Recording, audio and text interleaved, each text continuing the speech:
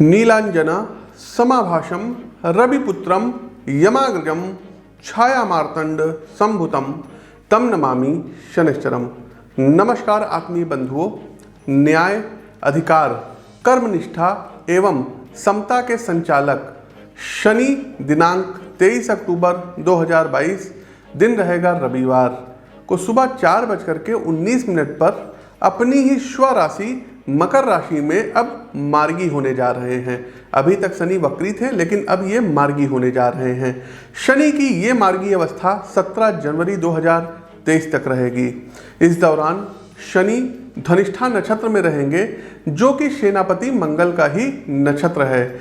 ज्योतिष शास्त्र में यदि हम ग्रहों की बात करें तो अकस्मात ही शनि का नाम सबसे पहले देखिए आता है। साथियों, अधिकतर ज्योतिषी शनि ग्रह के आधार पर ही मानव जीवन व प्रकृति की समस्त छोटी बड़ी घटनाओं की भविष्यवाणी करने में समर्थ होते हैं। यहाँ तक कि राजनीतिक भविष्यवाणी करने में भी समर्थ होते हैं। क्या आपने कभी इसके कारणों पर विचार किया है? इसका उत्तर है कि साथियों, शनि का कार्मिक ग्रह होना। शनि एक ऐसा ग्रह है जो व्यक्ति के अच्छे अथवा बुरे कर्मों के अनुसार बिना पक्षपात के फल प्रदान करते हैं।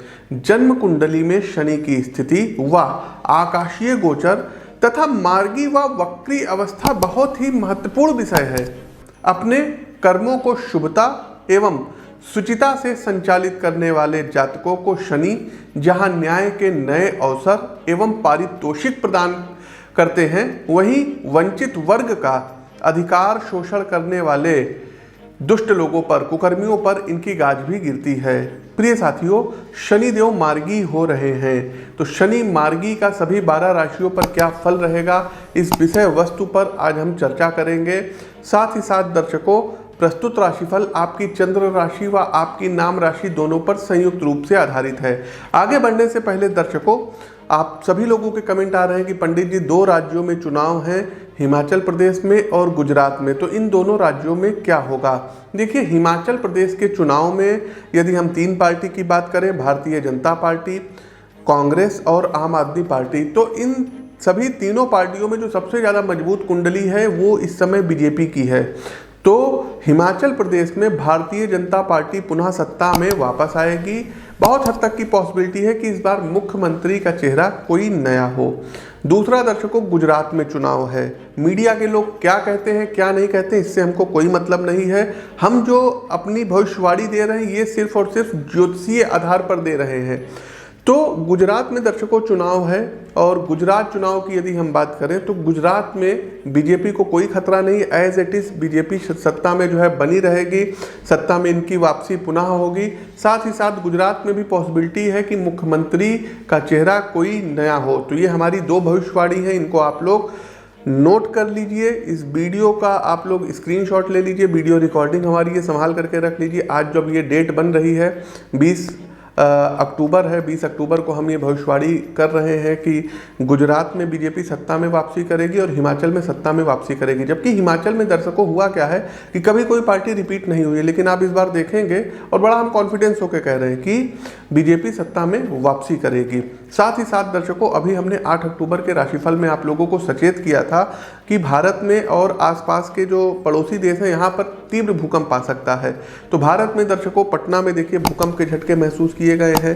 उसके बाद राजस्थान में आया है, छत्तीसगढ़ में आया है, साथ ही साथ नेपाल में भी भूकंप के झटके आए हैं। आप हमारी उस प्रेडिक्शन का ना हो तो एक बार अंश देख लीजिए। इस समय आप लोग सावधान रहिएगा, क्योंकि अक्टूबर और नवंबर का जो महीना रहेगा इसमें देखिए कोई भूकंप वगैरह आ सकता है, कोई सुसुप्त ज्वालामुखी या कोई ज्वालामुखी वगैरह फट सकता है।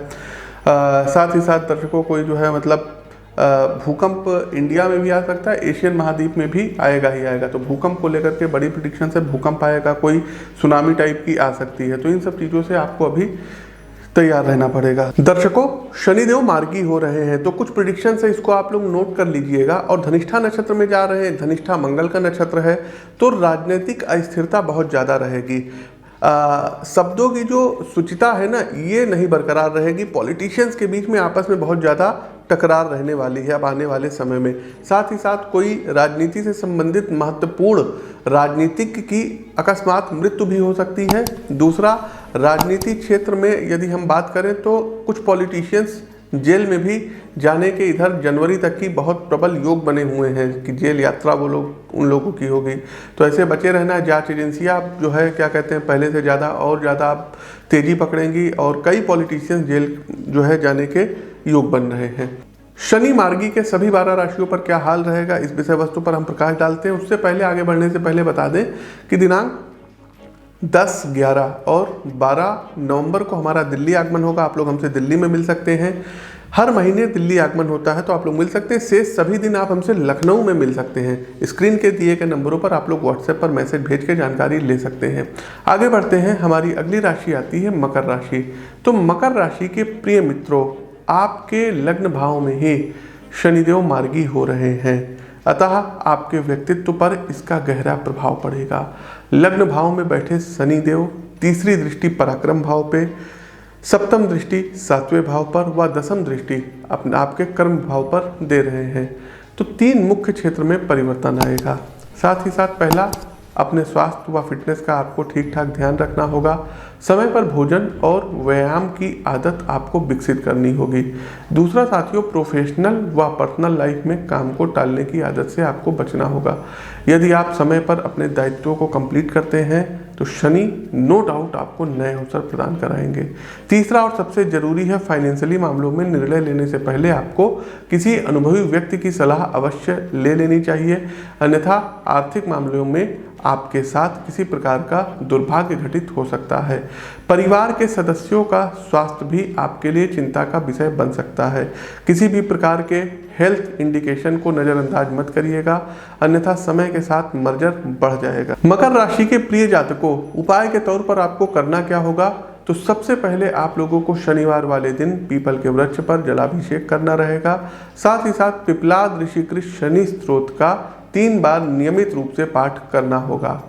तो प्रिय मित्रों, शनिदेव का सभी 12 राशियों पर क्या परिणाम होगा मकर राशि के मार्गी शनि का, इसके बारे में हमने विस्तृत रूप से आपको बताया और समझाने का प्रयास किया कि आप क्या क्या भविष्य में पाएंगे।